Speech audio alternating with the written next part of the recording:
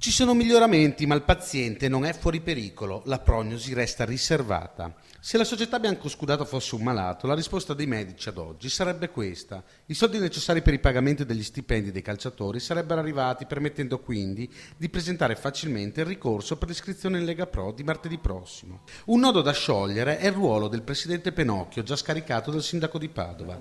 La figura che si fa strada in queste frenetiche ore è quella di una cordata guidata da Giuseppe Bergamin, titolare della Sunglass.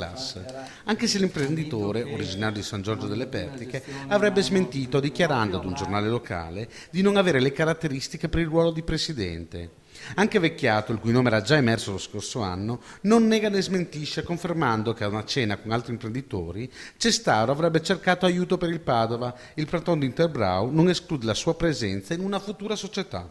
Nel frattempo la Covisoc continua a far slittare la lista delle squadre ammesse alla Lega Pro, forse visto l'alto numero di società escluse, si parla addirittura di 15 compagini. Il presidente di Lega, Macalli, ha escluso il rinvio dell'incontro del 18 luglio, anche se è un'ipotesi che resta plausibile.